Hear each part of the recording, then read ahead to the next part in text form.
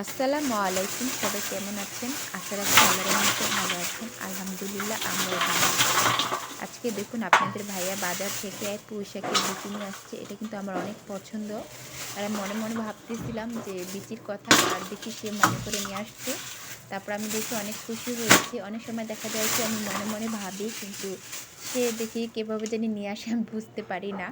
যাই হোক এটা মনে হয় মনের মিল। আর এদিকে নিয়ে আসছে মটরশুঁটি। এটাকে দিয়ে রান্না করব। জাস্ট মুরগির মাংস বা গরুর মাংস দিয়ে মটরশুঁটি বা খিচুড়িতে পোলাও মধ্যে দিলে কিন্তু ভালো লাগে। আর আমি এটাকে রান্না করব। আর এখন রান্না করছি শুধু মুরগির মাংস রান্না করব আর রান্না করব পুঁইশাকের বিচিটা।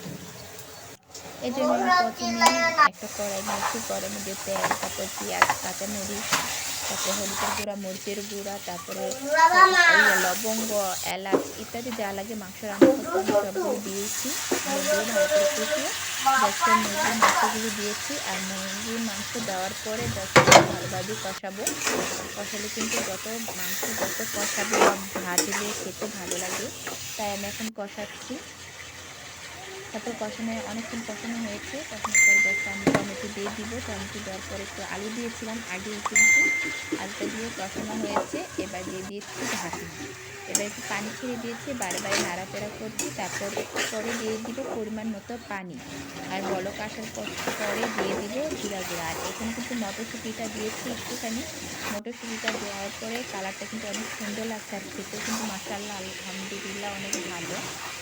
আর আমি ভয়েস ভালো করে দিতে পারি না, জাস্ট যেভাবে বুঝি আমি ওভাবেই দিই।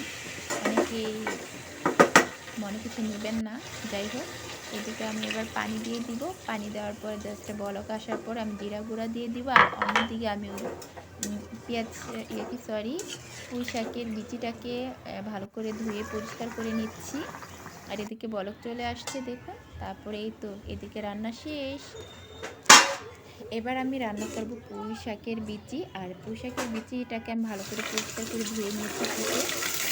আর এতে দিয়েছিলাম একটা কড়াইয়ের মধ্যে পেঁয়াজ আর কাঁচামরিচ নিয়েছি।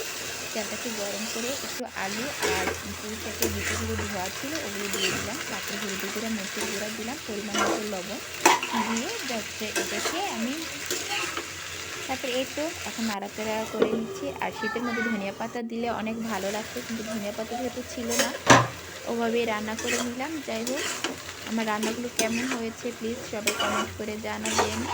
আর সবাই ভালো থাকবেন। এখন আমার রান্না প্রায় শেষের দিকে। এদিকে আমার রান্না শেষ।